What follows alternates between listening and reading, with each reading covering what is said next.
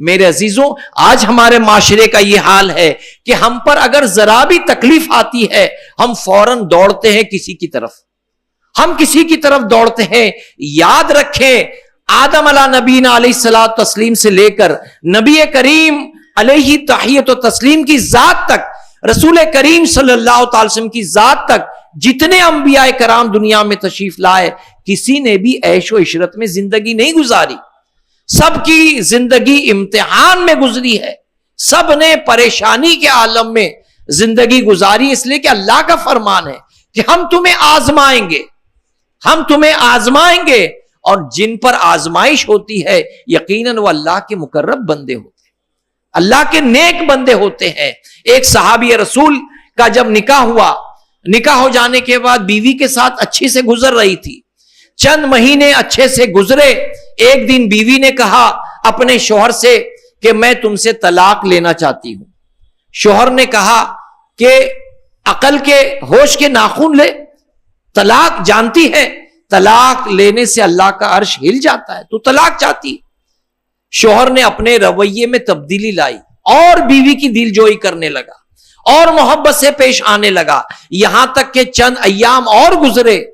چند ہفتے مہینے گزرے، بالآخر ایک دن بیوی نے کہا کہ نہیں، مجھے طلاق ہی چاہیے۔ شوہر نے پھر ناراضگی جتائی اور پھر کچھ دن اپنے رویے میں اور تبدیلی لا کر بیوی کی اچھے سے دل جوئی کرنے لگے، یہاں تک کہ چند ایام اور گزرے تھے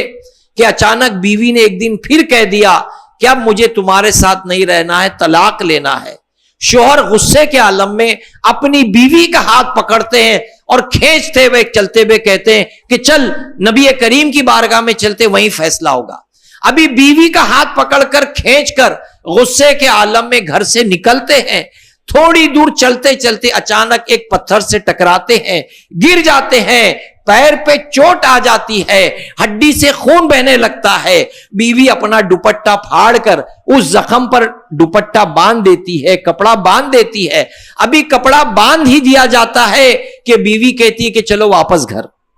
چلو واپس گھر۔ شوہر غصے میں کہتا ہے کہ تو تو طلاق چاہتی تھی اور ہم طلاق لینے کے لیے حضور کی بارگاہ میں چاہ رہے تھے، اب بیوی کہتی کہ نہیں، مجھے طلاق نہیں لینی۔ راستے پر شوہر سوچتے ہوئے آ رہے ہیں، صحابی رسول ہیں، سوچتے ہوئے آ رہے ہیں کہ عجیب بندی ہے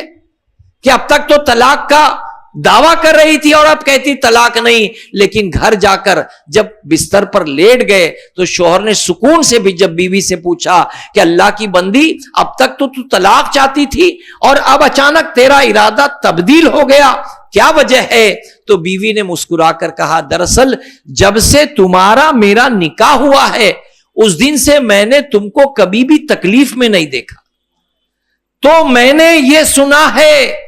آقا کریم نے فرمایا ہے، حدیث کا مفہوم ہے کہ جو دنیا میں تکلیف میں رہتا ہے گویا وہ اللہ کے نظر رحمت میں رہتا ہے، جو تکلیف میں رہتا ہے وہ چادر رحمت میں رہتا ہے۔ لیکن نکاح کے بعد آج تک تم کو میں نے تکلیف میں نہیں دیکھا، لیکن آج جاتے ہوئے تمہاری ہڈی پر لگا، زخم آیا، خون بہنے لگا، گویا تم تکلیف میں آ گئے، گویا اللہ کی رحمت تمہارے ساتھ ہے، اب میں زندگی تمہارے ساتھ گزاروں۔